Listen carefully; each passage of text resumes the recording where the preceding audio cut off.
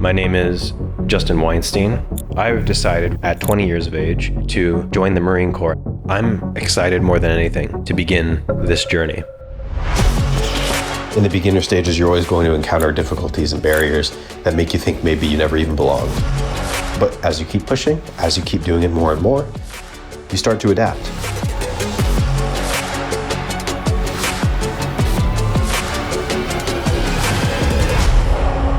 I know that I'm going to come out of this better than I went in.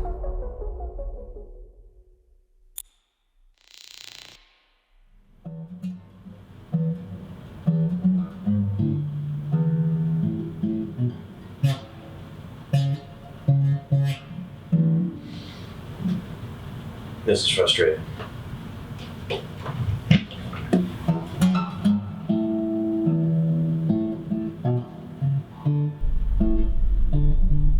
How do you even begin to summarize 7 months of learning something new every day?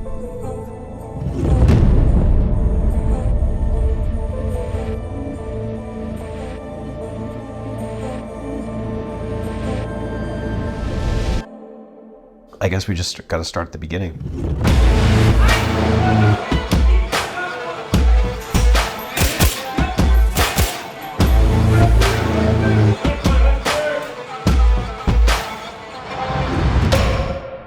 I arrived at TBS on August 7th, very nervous, very unsure of what to expect. I remember just being very petrified talking to some of the instructors there at first because I was waiting for them to snap at me. But I soon learned that it was an environment that was fairly different. Within a short time of arriving, we received our first brief as to what our curriculum at TBS would look like, as well as some of the key events that we had to look forward to. Lots of things that I knew on their face were going to be very challenging, like a 15-mile hike, like a 10-day field op. Stuff that, frankly, at the beginning of the POI, it was hard for me to see how I would be capable of those things.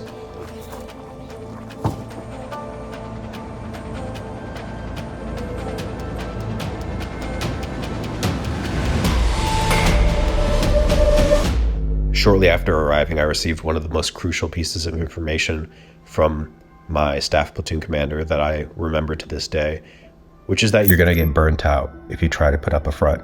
In the military and in life generally, you're a better first-hand you than you are second-hand someone else. So somebody else might be very successful with a certain leadership style. Do not emulate that. That's a fool's errand. You're only going to end up being a cheap knockoff that is not as effective. And I really started to learn that there's trade-offs too. So while some people might be very good at addressing a large group, taking control of a chaotic social situation, some people might be way better at one-on-one interaction, and those have different uses. What you owe it to yourself and your Marines to do is to figure out a way to work with the personality that you have and use that as a tool in the most effective way that you can. And I've kind of set that as my goal for my time here. Week 2's coming up. After that, we get into the real training.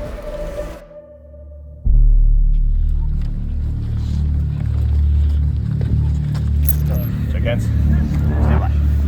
All right, ready? Take a knee. All violence. One of you's not going home. Ready? Fight. Fight. Nope, against here. One. Right.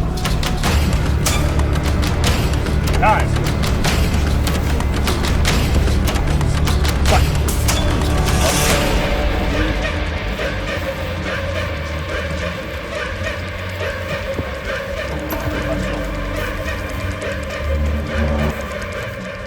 Break.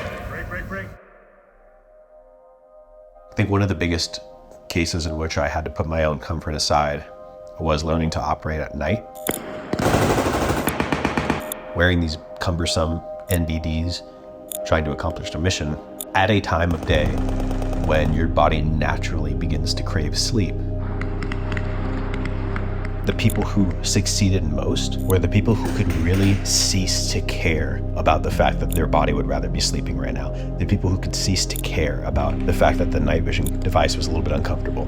The people who really thrived were the people that were able to be 100% present and embrace, and then as a consequence, be passionate about the situation that they are in.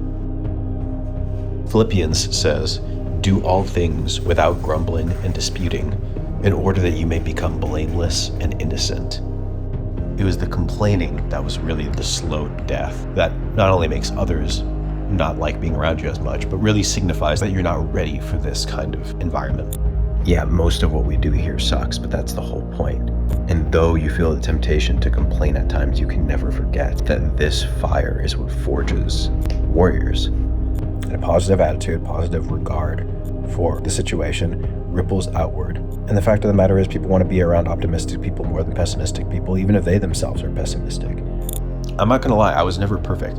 I would complain, but I treat it as a learning experience, right? But in my mind, the measure of your success as a leader, your measure of success as far as your character, can be measured by how little you complain in a situation like that. If you frame your experiences in a way that renders them pointless, and that's the attitude that you're going to carry with you.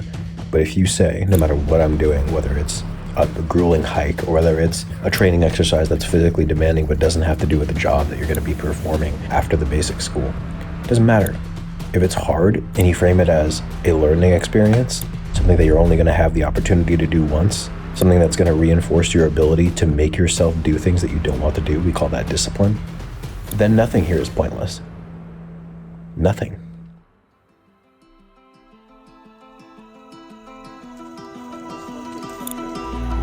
So this DOI has just been moving at a lightning fast pace.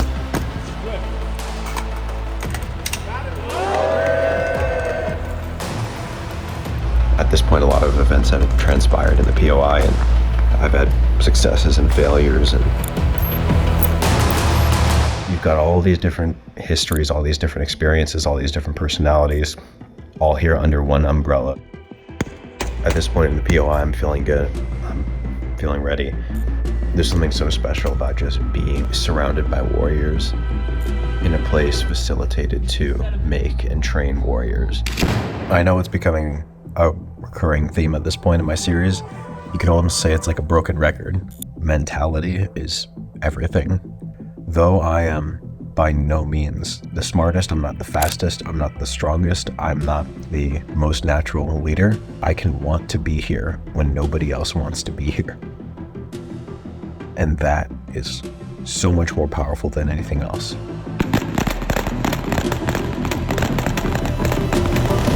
The point of this series is not to imply by any stretch that I was a top performer at any school that I went to, or that I am a standout leader. The point is just to illustrate that I feel like I've taken a lot of valuable insights away from these experiences, and then to share those with you. So let's talk about the operations order. The op order, or the 5-paragraph order, is a military planning format. I'm working on my order right now that I'm going to be delivering on day 1 of the effects. I'm going to be running a squad attack. It is the academic side to every physical event at TBS. It is the written planning format that the Marine Corps utilizes for everything. It goes: orientation, situation, mission, execution, admin and logistics, command and signal. One of the purposes of TBS is to program you to think in the format of an operations order, and you write many of them. What I really learned about the op order is detailed considerations. It is really learning foresight. You're learning how to plan with the knowledge that once you actually begin executing, your plan will probably change and the original will become invalid. The process of having you plan is a way of getting you to visualize, getting you to anticipate, and to critically think, how are we going to execute this plan? What tasks does each individual supporting unit within the larger unit have to accomplish in order to achieve the mission? What are the logistical considerations? What do we need in order to execute this? Who's going to do what? How are we going to communicate? And it can really be applied to anything in life. Going to the grocery store. Orientation. We are currently located in a hotel room. There is a grocery store 50 meters away, northwest. The weather is cloudy. There is a 50% chance of rain. The terrain is flat. It is a road from here to the grocery store. Mission: no later than 3 p.m. today. Buy eggs, milk, and cheese from the grocery store in order to have the ingredients for breakfast tomorrow. Execution: No later than 3 p.m., I'm gonna run to the store, admin and logistics. What assets do we have available to us? We have a car. The car has this much gas, so we're able to go for this many miles. Command and signal, how am I gonna phone my wife in order to tell her if the grocery store is out of a certain thing and what brand she would prefer? It's a very funny scenario to apply that logic to, but it really illustrates how versatile and applicable this form of thinking is to daily life.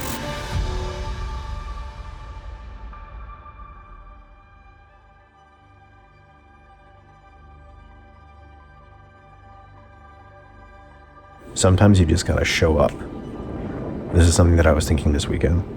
We're approaching the halfway point of the POI, and I can't believe it's been that long.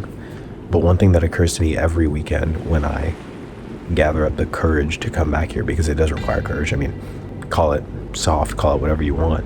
I'm just being dead honest that at the end of every weekend, a big part of me doesn't want to come back because it knows that it's going to be challenged and it knows that it's going to go through suffering. But if you can muster up the courage to come back and show up despite that, whether it's a race, whether it's a school, anything in life, you can never let your mind trick you, because I guarantee you that you're capable of more than you think. Anytime I've ever done a long run, there's a point fairly early on where I'll feel like I can't do it. It's happened so many times. Before you know it, you will have passed mile 2 and mile 3. And then you run a half marathon, and then you run a marathon.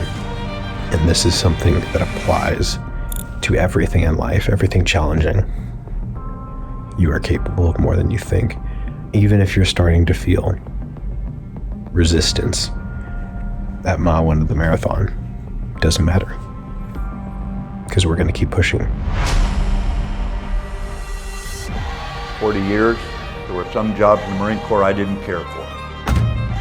The reason I stuck around the Marine Corps was the spirit of the Marines. And that's what sets the Marine Corps apart, because when the times get tough, the Marines get tougher.